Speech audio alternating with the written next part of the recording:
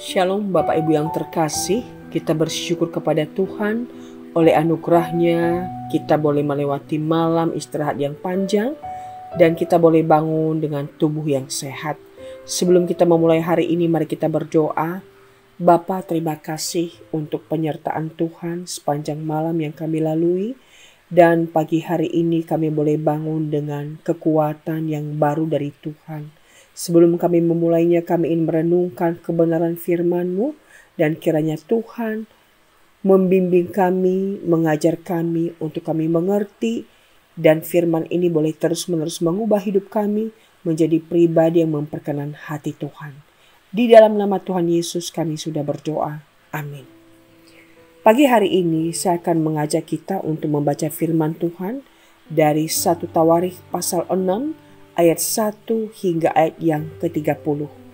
Namun saya mengajak kita untuk membaca 1 Tawarikh pasal 6 ayat yang pertama saja. Demikianlah firman Tuhan. Anak-anak Lewi ialah Gerson, Kehat, dan Merari. Demikian jauh pembacaan firman Tuhan.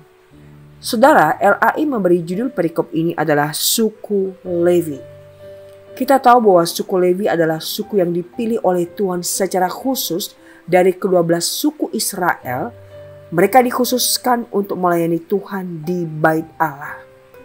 Dan ini Tuhan pilih bukan karena kelebihan suku Lewi, keunggulan suku Lewi, kesalehan suku Lewi dari suku-suku yang lain. Tetapi Tuhan di dalam kedaulatannya memilih suku ini untuk melayaninya secara khusus di Bait Allah. Dan sebagai imam yang melayani, maka mereka dituntut untuk memberikan teladan hidup yang baik kepada anak-anaknya serta membawa seluruh anggota keluarganya untuk hidup benar di hadapan Tuhan.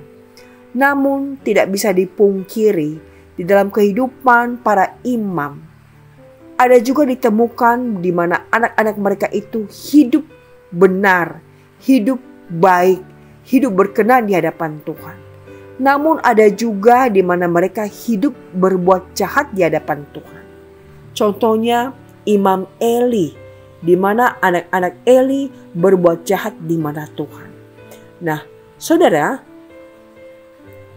sebagai seorang imam, maka selain memberi teladan bagi anak-anaknya, harus pula mempersiapkan generasi penerus dari keturunan demi keturunan ke bawahnya untuk hidup takut akan Tuhan.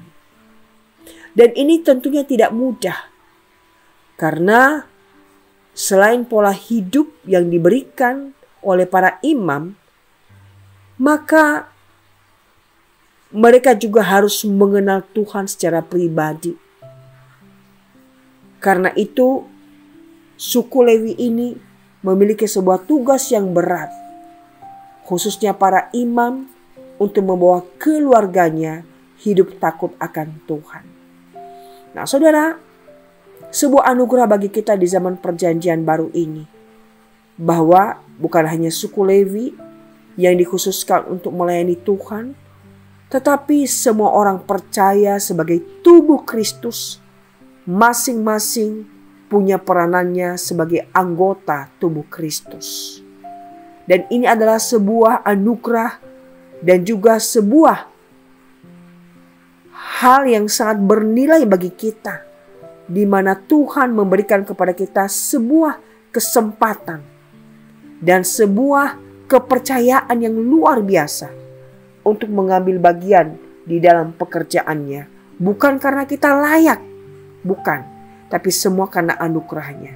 Nah, saudara, selain itu, kita juga sebagai orang-orang dipercaya oleh Tuhan, kita perlu mempersiapkan generasi penerus yang hidupnya takut akan Tuhan.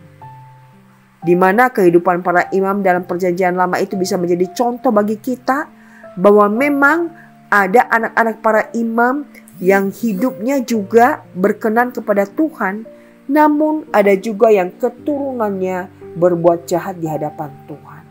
Nah saudara, ketika kita sedang melakukan pemuridan hari ini, mari kita terus-menerus membawa diri kita di hadapan Tuhan, agar kita diberi kemampuan serta diberi anugerah dan pertolongan melalui Yesus Kristus untuk membawa anak-anak dan keturunan kita menjadi generasi penerus yang takut akan Tuhan. Ada banyak keluarga-keluarga para imam yang gagal untuk membawa anak-anaknya hidup takut akan Tuhan.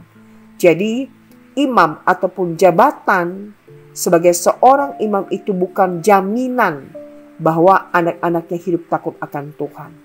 Ini berarti butuh sebuah perjuangan dan usaha keras yang mengandalkan Allah untuk membawa anak-anak, keturunan dan generasi penerus untuk hidup takut akan Tuhan. Dan yang kelak melayani Tuhan, memberi hidupnya dipakai oleh Tuhan.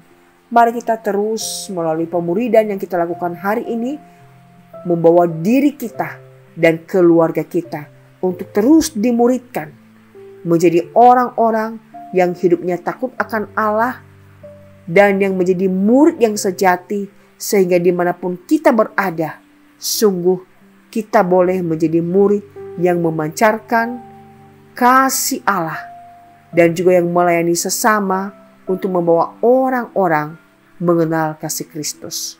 Tuhan memampukan kita. Amin. Mari kita berdoa.